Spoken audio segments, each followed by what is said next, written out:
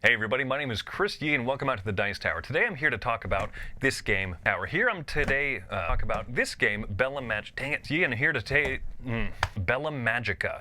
This is by Blue Orange Games and this is designed by Frederick Gerard. This is kind of a game where you roll a die and then everybody gathers resources based on that die roll. It's a mechanism that we've seen used in lots of other games. So let me show you how this one is a very approachable, kind of a family-friendly type one. Let me show you how to play and then what I think about it.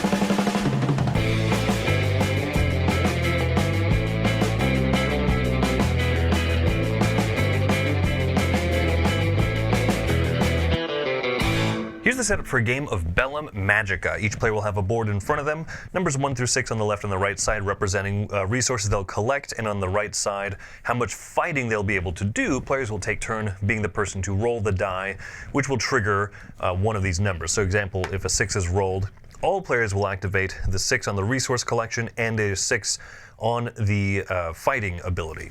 At the start of the game, players will be given 2 goblins, 2 little minions, and they can set them either to one side each to augment or boost those stats and those numbers, or they can put them on the same side or on different sides. So let's say that here, for our hero's purpose here, bam, we're going to be lots of swordsy fighty. And this player here has opted to put 1 on each side.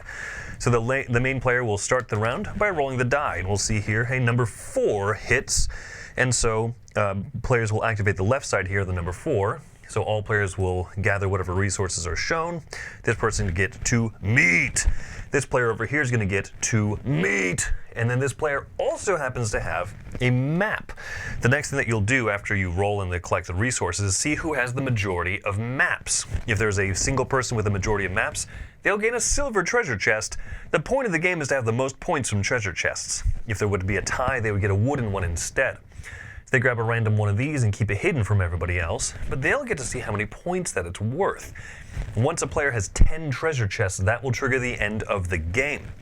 The wood ones are worth 1, maybe 2 points. The metal ones are 2 to 3 points, and then the fancy elite ones are worth 4 to 5 points. So now, players have collected the resources. The next thing they'll do is they'll make an attack. Starting with the captain, the player with the die, this person has 2 attack value and a mask. The attack value can be used to try and attack something up here. If you exceed its value, you get meet or exceed its value, you get what's shown on the bottom. If you meet or exceed the value shown on another player's area, then you can attack them, but only if you have a mask. In this case, this player says, "Tally ho, I'm going to attack you, and I have a mask so I can steal 1 treasure chest." Well, they only have 1 treasure chest. So now this player has that one. Now this player over here has 2 attack, so they can choose to attack whatever they want. They're going to attack over here and grab this one worth another metal treasure chest. They'll get to see the value and hide it. So afterwards, players will then get to go through and recruit creatures. That's step 5. So you can pay 2 meat to recruit another creature from over here, which will be slid onto the left or the right side of your player board. Or if you have meat and the rune stones, you can pay a higher cost, or 3 rune stones, to buy one of these way better cards over here. So this player will purchase this one and get some more treasure maps on the side of their board here. This player has 2, or there's refills. So this player's gonna buy this one here, which let them get rune stones on a 5. Now, that's basically the one flow of the game. Hey, did we check and see, does anyone have 10 treasure chests? No. So then you'll just keep going, replace any of these in the lineup, and then continue playing this way until you hit those 10 treasure chests. There's one more little, there's just a few more things too, right? As you recruit these creatures, some of them will give you shields, which will increase your defense value so that you can't be attacked by players as much. And then some of the cards will also give you, so in this case a shield, but some of them will give you reroll tokens, which you can use once per turn to reroll the die if you don't like your value. There's also magical swords that you'll need in order to be able to attack magical defense values. There's also cards that'll give you magic defense values so that you can be only attacked if this person has swords and masks and magic swords now. The last thing that'll happen is if you ever do an area like this, the main tavern that's out every round, if you attack this, you get a mead as well as a meat, or a barrel, a crate of the old ale. Now, how this works is if you have this and the captain rolls, and they roll something that you don't like, so for example, say a 6, you say, oh no, that's better for this person than for me. Going around the table, you can say, I am going to make you re-roll that. A round of drinks on me, you get to re-roll that, good person. And this person says, well, I don't want that, so they can spend one of their re-roll tokens to re-roll the number. And now this is the number for the round once nobody else can spend ale, or a person can spend their own reroll token. Once that's done, that's the number that you use. You keep playing through rounds until someone has 10 treasure chests, and you count up the total points to see who's the winner. Here's the insert to the game. You can see that everything has a spot. This well of cards fits this really well. You got the die, it has its own spot. My biggest issue is this here. Well, one of my two main issues is that these cards here aren't, the card well is too deep, and so the resource tokens underneath there will just kind of fly about as soon as this box is tilted even a little bit. And then my biggest issue is this right here, these resource trays. You see are maybe an inch deep, a little bit less than an inch deep on the inside. And this thing is almost 2 inches tall on the side here, so it just definitely is a bigger box than it needs to be. And these resource trays don't help. They sit awkwardly at the table, and so I always just dump out the stuff anyway. I feel like these aren't as useful as they could have been and make the box too large. So there you go, that's how you play Bellum Magica. This is a game that I think has a few really good things going for it, but then I've got also a fair share of my complaints about it.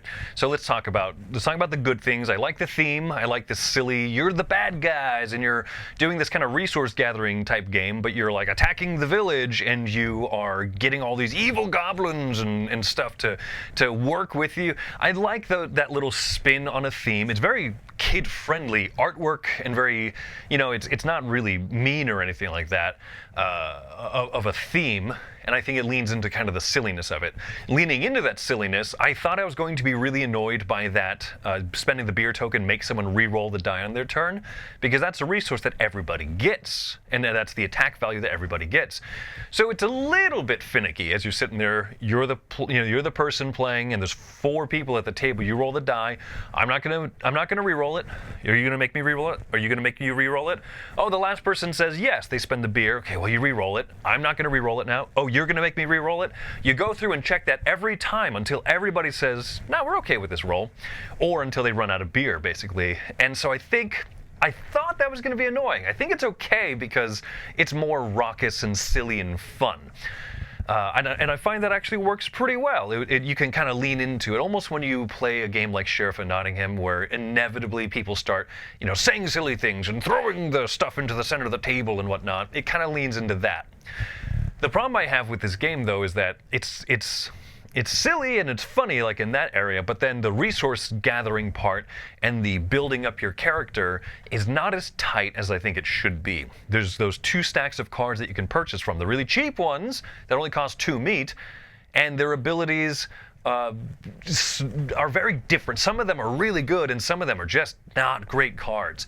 Some of them give you those rune stones. You saw in that example of the overview I gave, the first player was not able to get a rune stone because only 2 cards were available, neither of them gave them one. The second player did have one available. If that second player starts collecting rune stones way before the other person, they're going to be able to buy from the way more expensive stack of cards that are way better. You saw that every single number on those better cards give like 3 resources and 3 attack value or stealing or plundering. That person who gets those first is going to do way better in this game because everything is dependent on that. How many resources are you going to gather will depend on affects how many cards you're able to purchase, and how many cards you purchase also affects how much fighting and attacking you're able to do, which gives you more treasure chests and more resources and more opportunity to steal from the other players.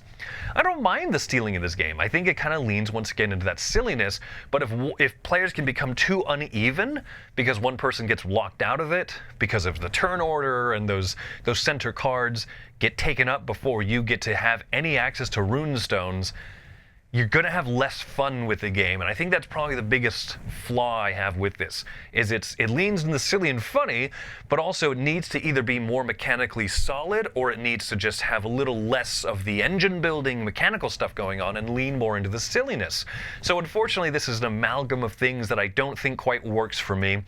It could work for kids. It's very language independent because there's not text and there's not special effects. Everything is straightforward enough to work with kids, but I wonder if they'll get frustrated when you make them re-roll the die when they really wanted that 6, or when you're able to attack them and steal treasure chests from them. I feel like there's, like I said, it's a strange brew of things mixed together that doesn't quite work for me. My overall rating for this is going to be a 5.5. I think that there are fun moments, and you can see in the Autumn Spectacular we played this live, and we had fun with it, but there's also a lot of frustration, frustrating moments that can kind of come from it, and so I don't know what the target audience is, and for that reason, I'm not going to give it that great of a score. So overall, that is my thoughts on Bellum Magica. I hope that is a helpful guide for you. Either way, my name is Chris Yee. Have yourselves a great day.